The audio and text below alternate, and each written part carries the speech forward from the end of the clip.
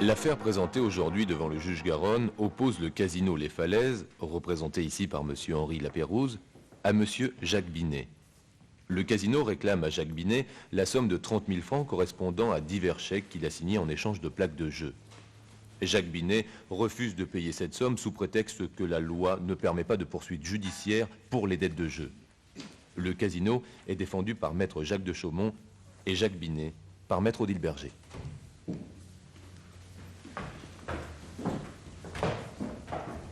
Mesdames et messieurs, le tribunal.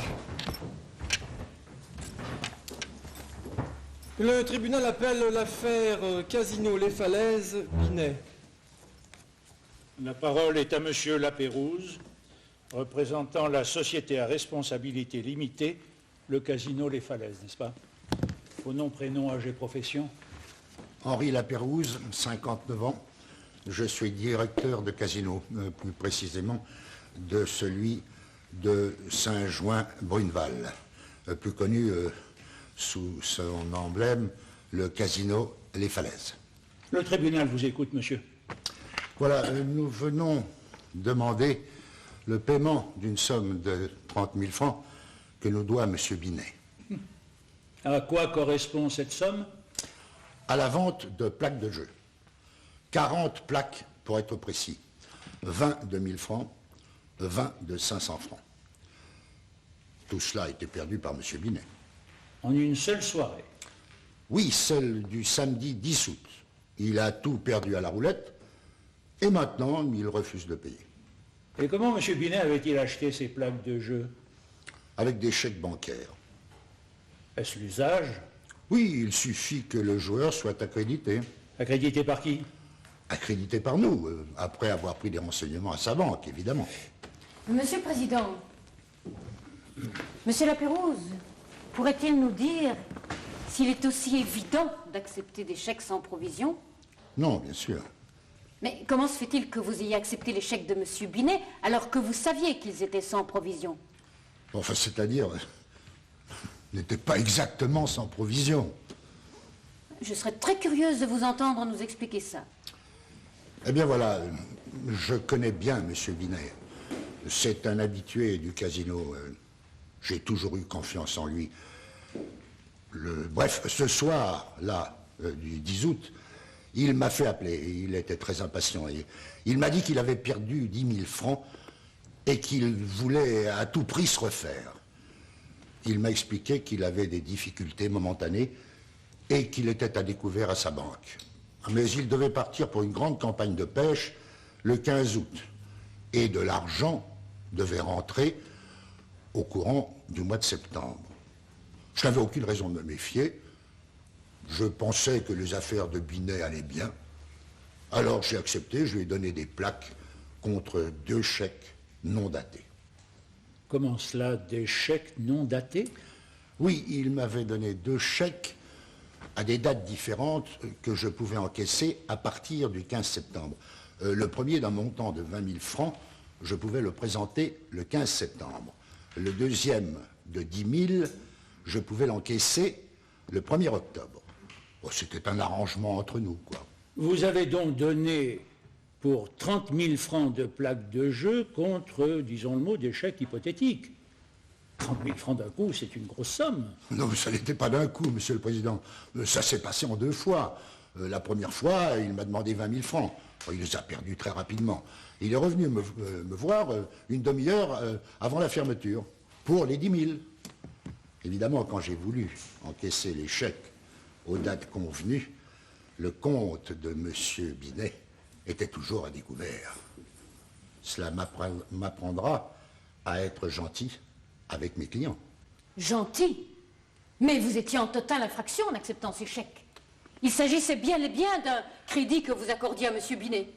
Et un casino n'a pas le droit de faire crédit à ses joueurs. Oui, et du côté de Monsieur Binet, Monsieur le Président, cela s'appelle maintenant une dette. Une dette dont personne ne nie ni l'existence, ni le montant.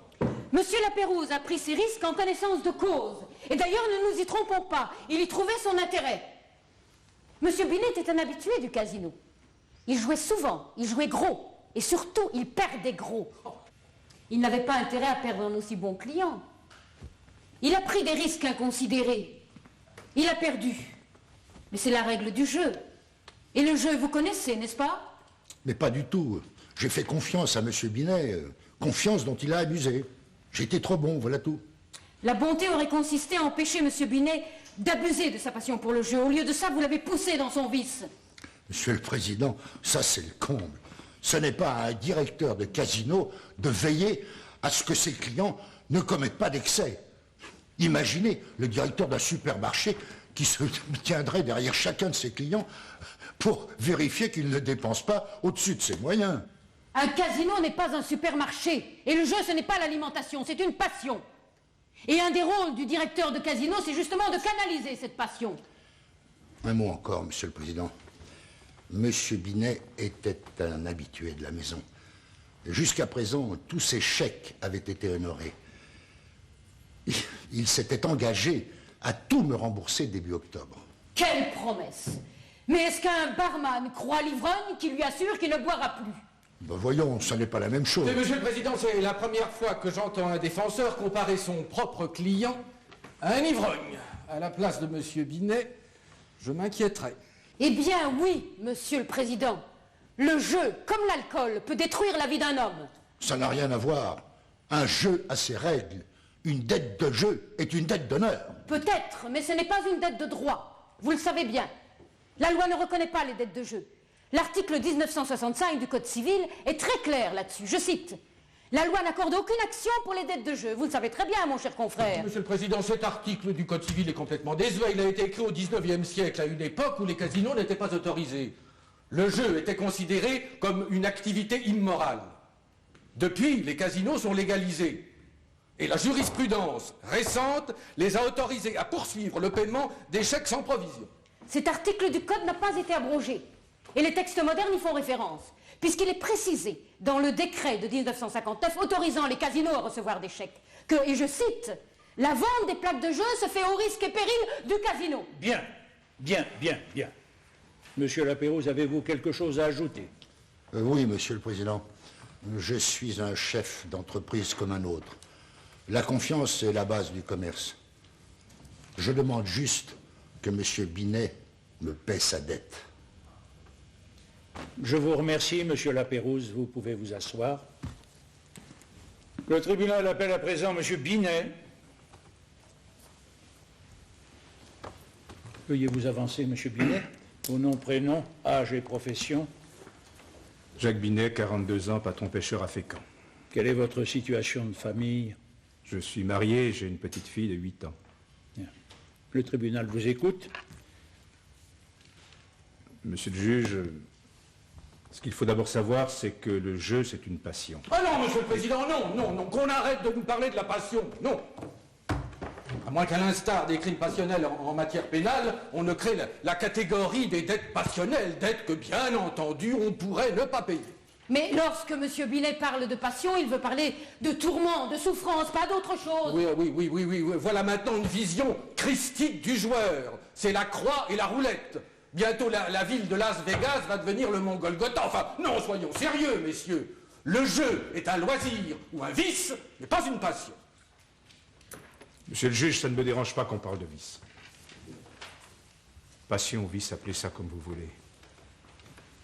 Tout ce que je sais, c'est que ça vous bouffe de l'intérieur et que c'est pas facile de s'en débarrasser. Surtout quand on n'a personne pour vous aider. Et qu'on fait tout pour vous pousser au fond du trou. Monsieur Binet, lorsque vous avez signé des chèques de montant dont vous ne disposiez pas, vous saviez que vous preniez des risques. Oui. J'ai d'ailleurs été étonné que monsieur Lapérouse les accepte. C'est lui qui a ouvert la brèche. La brèche était dans votre compte en banque, Monsieur Binet, pas ailleurs. S'il vous plaît, comment s'est déroulée cette soirée du 10 août?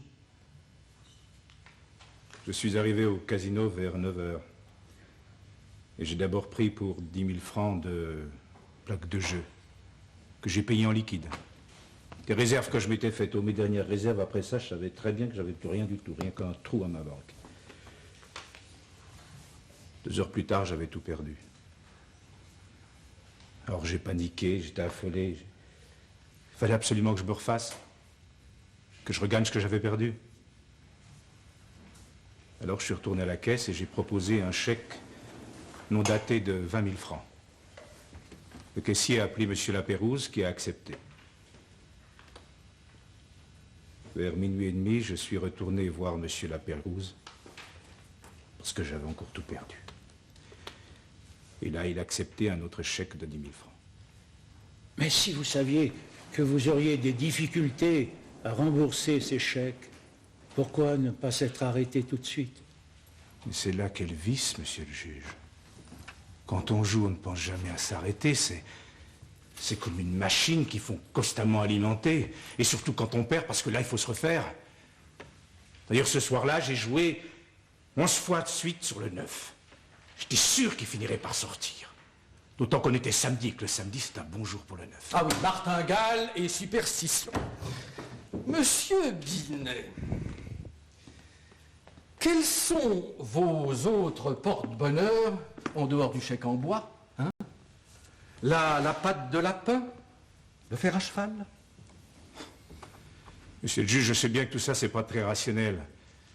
Et vous savez, quand on joue, on n'est plus tout à fait le même homme. Ce soir-là, j'étais comme fou, j'étais prêt à vendre ma maison, mon bateau, je sais pas, moi, tout. J'étais au bord du précipice et, au lieu de me retenir, lui, il m'a poussé dedans. J'avais perdu la tête. Oh oui, c'est trop facile d'endosser l'habit d'innocent corrompu par le diabolique directeur de casino. Monsieur le Président, mon client ne plaide pas l'innocence, mais la faiblesse. La faiblesse d'avoir signé des chèques sans provision, parce que Monsieur Lapérouse a eu la faiblesse de les accepter. En ce qui concerne Monsieur Binet, ce n'est pas de faiblesse dont vous devriez parler, mais de force. La force de sa mauvaise foi qui l'a conduit à s'engager auprès de Monsieur Lapérouse alors qu'il savait depuis le début qu'il ne respecterait pas son engagement. Et je n'étais pas de mauvaise foi. Je croyais sincèrement que la campagne de pêche serait bonne et que je pourrais payer sans difficulté. Mais la saison était catastrophique. Puis j'ai eu la poisse. Des travaux importants à faire sur le chalut. Si bien qu'au 1er septembre, je me suis retrouvé endetté jusqu'au cou. Pour cette erreur, qui n'est pas de la mauvaise foi, mon client a déjà été puni. Il a été condamné pénalement à une amende de 5 000 francs pour émission de chèques sans provision. Aujourd'hui, il est en quasi-faillite. Le condamné, Monsieur le Président, c'est lui mettre la tête sous l'eau alors qu'il essaie de s'en sortir honnêtement. Bien. Monsieur Binet, avez-vous quelque chose à ajouter? Oui, monsieur le juge. J'ai commencé à jouer à l'âge de 18 ans. Quand j'étais mousse sur un cargo hollandais qui faisait l'Extrême-Orient. On a fait tous les tripots de Manille à Hong Kong. Monsieur le Président, on se demande ce que le passé exotique de Monsieur Binet a à faire là-dedans. Je vous en prie, maître. Monsieur Binet, je vous demanderai d'être bref, s'il vous plaît. Ce que je voulais dire, monsieur le juge, c'est que ça fait plus de 20 ans que je vis avec ça au corps. Mais maintenant, j'ai trop souffert. Un soir que j'avais tout perdu, j'ai même frappé ma femme. Alors elle est partie. Avec ma gosse. Le jeu, ça a toujours été plus fort que moi. Mais maintenant, je me suis juré que c'était fini. Fini. Je ne veux pas retomber là-dedans. Le tribunal vous remercie, monsieur Binet. Vous pouvez vous asseoir. Huissier, faites entrer le premier témoin, je vous prie. Le tribunal appelle le premier témoin, Monsieur Marisson, cité par le casino Les Falaises.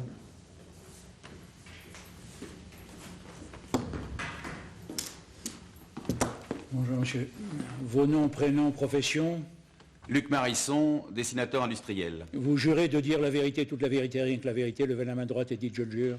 Je le jure. Le tribunal vous écoute, monsieur. Eh bien voilà, tout comme monsieur Binet, je suis un habitué du casino Les Falaises. J'ai beau habiter Le Havre, je l'ai toujours préféré à celui de Deauville, par exemple. Il est plus familial, je dirais même plus convivial. On va bientôt croire qu'il s'agit d'une riante colonie de vacances. Maître, je vous en prie. Non, ce que je voulais juste dire, c'est que bien que monsieur Lapérouse connaisse tout le monde, il n'a jamais institué de passe-droit, même pour ses meilleurs clients. Et monsieur Binet, était-ce un un client important. Non, c'était plutôt un client tapageur. Tout le monde le connaissait parce que, bon, il aimait bien épater. Et lorsque le samedi 10 août, le caissier lui a refusé le chèque qu'il proposait, je peux vous dire que M. Binet a commencé à faire un sacré scandale en ameutant les clients présents. C'est alors que M. Lapérouse est arrivé pour essayer de le calmer et ils sont allés dans son bureau pour discuter. Avez-vous assisté à cette discussion? Non, mais une demi-heure plus tard, M. Binet était en train de fanfaronner dans la salle de jeu. Comment cela? Il racontait que la discussion avait été serrée et qu'il avait fini par convaincre M. Lapérouse d'accepter ses chèques. Alors, à tous ceux qui s'étonnaient qu'on puisse encore accepter ces chèques, M. Binet répétait qu'il paierait dans 2 mois, et ceci, disait-il, pour prouver que les marins n'ont qu'une seule parole. Voilà. Cette preuve, on l'attend toujours. Est-ce parce que M. Binet, à force de naviguer autour du tapis vert, ne se considère plus comme un marin digne de ce nom? Monsieur Marisson, le tribunal vous remercie. Huissier, introduisez le second témoin, je vous prie. Le tribunal appelle M. Neuville, cité par M. Binet.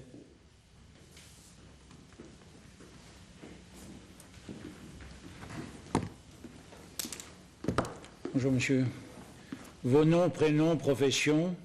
Alain Neuville, pharmacien. Vous jurez de dire la vérité, toute la vérité, rien que la vérité. Levez la main droite et dites « je le jure ». Je le jure. Le tribunal vous écoute. Eh bien voilà, Monsieur le Président, au Casino Les Falaises, il y a 2 sortes de clients. Il y a ceux qui, comme moi, jouent à dose homéopathique, plus pour passer le temps qu'autre chose. Et puis il y a les joueurs passionnés, qui sont de gros clients. Monsieur Binet est l'un d'eux. Et je pense que c'est la raison pour laquelle Monsieur Lapérouse lui a fait crédit. Comment cela s'est passé? Monsieur Binet a proposé de faire un chèque. Le caissier a refusé. À ce moment-là, Monsieur Lapérouse est intervenu immédiatement. Il a fait un petit signe d'apaisement au caissier. Et puis il a amicalement pris à part Monsieur Binet en lui disant, je suppose qu'il allait s'arranger. Visiblement, il avait la situation bien en main. Vous dites amicalement, M. Lapérouse et M. Binet se connaissaient-ils bien? Ah, tout à fait. Ils se tutoyaient même. Ce qui n'a rien d'étonnant, vu que M. Binet était l'un des meilleurs clients du casino. D'ailleurs, il avait drainé dans son sillage une dizaine de patrons pêcheurs qui étaient devenus des habitués. On comprend pourquoi M. Lapérouse avait tout intérêt à le bichonner. Monsieur le Président, ces clients existaient bien avant l'arrivée de M. Binet. De toute façon, en plus de jouer, M. Binet était un très bon client du bar-restaurant du casino. Lorsqu'il gagnait, il offrait des tournées mémorables et il invitait tous ses copains à des repas pantagruéliques. Bien. Je vous remercie, M. Neuville. Monsieur le Président, si vous le permettez, j'aimerais ajouter quelque chose. Je vous en prie, allez-y. Vous savez, Monsieur le Président, faire crédit à un joueur, c'est un peu comme consentir à fournir certains médicaments sans ordonnance, alors qu'il en faudrait une. Je vous dis cela parce que je suis pharmacien, et quelquefois aussi nous sommes tentés par l'indulgence. Le jeu, c'est parfois aussi comme la drogue. Ah, de mieux en mieux. Après l'ivrogne, le toxicomane. Le tribunal vous remercie, M. Neuville. Vous pouvez aller vous asseoir dans la salle. Eh bien, la parole est maintenant à Maître de Chaumont pour la défense du casino Les Falaises. Monsieur le Président, pour échapper à sa dette, M. Binet invoque aujourd'hui un vieil article du Code civil qui n'a plus sa raison d'être. En voici un exemple. Admettons, Monsieur le Président, que vous jouiez au loto. Et, enfin c'est toute la grâce que je vous souhaite, vous gagnez, mettons, 5 millions de francs. Bon. Eh bien, si l'État français, qui est le principal actionnaire du loto, refusait de vous payer, vous ne pourriez rien faire, car il s'agirait d'une dette de jeu. Solution éminemment impensable. D'ailleurs, votre cas deviendrait vite une cause nationale, car on aurait touché à quelque chose de sacré, le droit au rêve. Eh bien, dans le cas présent, c'est exactement la même chose. Oui, je sais bien, je sais. Le joueur ici n'est pas créancier, mais débiteur, mais les choses sont les mêmes. Une dette de jeu est une dette d'honneur. L'honneur et la justice vont de pair, C'est pourquoi nous demandons le remboursement de la somme de 30 000 francs par M. Binet. Je vous remercie, maître. La parole maintenant est à maître Berger. Monsieur le Président, si la figure même du joueur a inspiré quelques-unes des grandes œuvres de la littérature mondiale, c'est que son itinéraire s'apparente à celui d'une irrésistible descente aux enfers. Et il n'y a d'enfer que s'il y a des tentateurs. Monsieur Lapérouse fut ici l'un d'eux.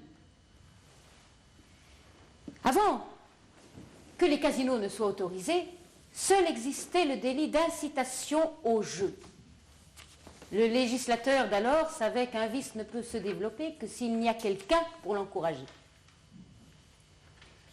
Aujourd'hui, que M. Binet essaie de se sortir du gouffre, la seule main tendue qu'il aperçoit lui réclame de l'argent. Terrible sort pour un homme dont en plus la dernière campagne de pêche a été désastreuse. C'est à croire que les aléas, qu'ils soient de la nature ou du jeu, s'acharnent contre lui. M. Binet est en quasi-faillite. Exiger de lui ces 30 000 francs aujourd'hui, c'est lui donner le coup de grâce. Mais il se trouve que l'article 1965 prévoit une autre grâce, salvatrice celle-là. Aucune action n'est accordée pour les dettes de jeu. C'est à ce titre, Monsieur le Président, que je demande que le casino Les Falaises soit débouté. Je vous remercie, maître. Les parties en présence ont-elles quelque chose à ajouter? Bien, le tribunal va se retirer pour délibérer. Peut-on s'abstenir de payer une dette de jeu? Le casino a fait valoir l'évolution de la société où le jeu est de plus en plus encouragé par l'État lui-même. Le joueur a, lui, insisté sur le fait que sa dette n'existe que parce qu'on a alimenté son vice. Le juge Garonne va maintenant rendre sa décision.